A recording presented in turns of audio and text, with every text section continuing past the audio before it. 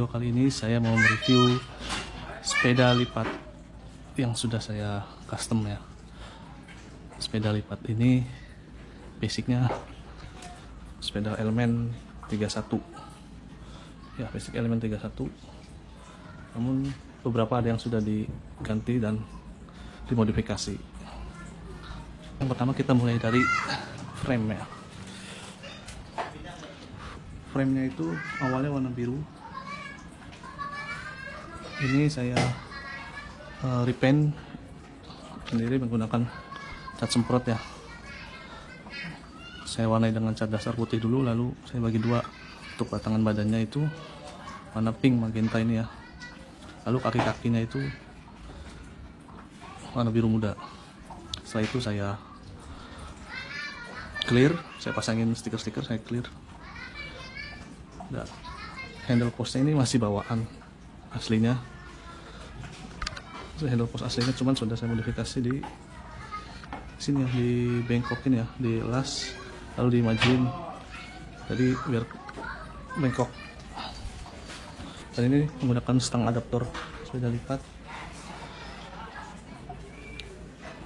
Stangnya ini pakai kalau nggak salah merek Uno. Dan gripnya Light Pro tapi berbahan spon busa. Light Pro. Untuk remnya masih kinetis V-brake, remnya V-brake. Saya menggunakan alloy ini merek Pacific, menggunakan Vertu dan seat postnya itu pakai Light Pro Plus ukuran 33. Sebenarnya ini ukurannya kalau tidak salah 27 ya, karena sebenarnya ada seperti plastik itu pelindung, jadi supaya dia gampang masuknya, karena ini 33 dan pas, jadi saya langsung menggunakan, cuman sini akibatnya pada lecet ketika diturunin, jadi nggak bisa diturunin ini.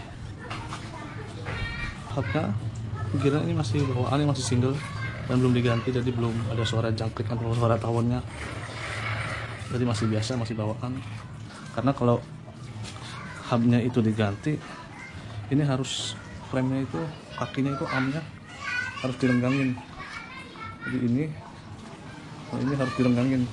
Kalau tidak salah sekarang ini ukuran hub bawaannya itu lebarnya itu 11, sementara yang dibutuhkan itu 13 sampai 15 kalau mau diganti menjadi multi gear, karena ini masih menggunakan single, masih bawaannya. Untuk velg dan jerujinya masih bawaannya, hanya diganti menggunakan ban luar merek Wanda King. Ini juga masih sama, masih bawaan semua, hanya ditambahkan ini botol. Untuk keringnya saya menggunakan merek Oxo. Secara tampilan bagus ya, menarik ya, tidak kalah dengan merek-merek Light Pro, dan harganya pun lumayan lebih murah karena bisa menghemat budget pada saat proses perakitan. Dan rantainya menggunakan merek Pacific untuk 7 speed. Keringnya itu saya menggunakan 52T, itu merek MXL warna merah. Kita menggunakan BB Holotech 2, jadi lebih loncer. Sele ini dirakit menggunakan paket hemat. Jadi untuk dikatakan bagus itu bukan berarti dengan merek-merek yang mahal ataupun spare-part yang mahal, karena kembali lagi ke fungsi. Kalau memang fungsinya sudah cukup nyaman untuk dipakai ya saya rasa cukup sih, tidak perlu mahal. Karena selain buat mejeng, secara tampilan ini sudah lumayan ya, sudah bisa menyeimbangi. Oke, sekarang kita beralih ke biaya. Untuk beli frame aslinya aja itu second full bike second itu ini kisaran 600-an. Untuk frame full bike masih orinya itu 600-an. Lalu untuk crank, nah itu merek Oxo itu 500, dan chainringnya itu MXL itu 50.000. Untuk rantainya itu 7 speed 30.000. Lalu untuk seat post Light Pro itu di 160-an. Dan ini Vertu sadelnya di 100.000.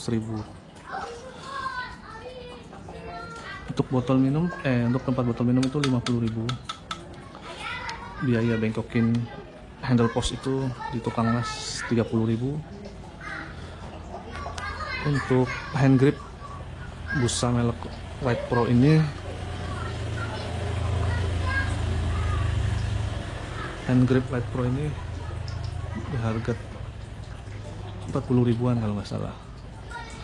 Dan untuk V-brake setnya ini murah ya, nggak nyampe 50.000, hanya di 35 ribuan merek Pacific. Terus stangnya itu 60 ribuan, stang biasa ya, cuman mirip-mirip Light Pro Monster. Lalu bannya itu kurang lebih di 70.000 dua kalau nggak salah.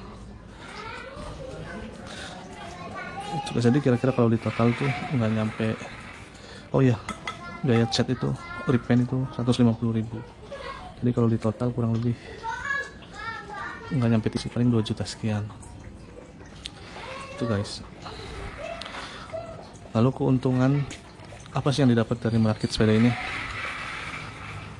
Kalau kita ngerakit dari bahan second dan kita rakit sendiri, itu keuntungannya sesuai dengan keinginan, sesuai dengan budget yang kita punya. Jadi ketimbang kita membeli sepeda baru dengan budget yang cukup mahal, yang ke 5 sampai 6 jutaan, tapi di situ kita masih harus modif karena ada beberapa part-part yang tidak sesuai dengan keinginan kita atau tidak sesuai dengan fungsi. Jadi kalau dengan cara merakit seperti ini, kita istilahnya bisa pelan perlahan cicil tapi pasti dan sesuai dengan keinginan. Itu sih keuntungan dari merakit sepeda ketimbang beli jadi. Lalu kerugiannya apa?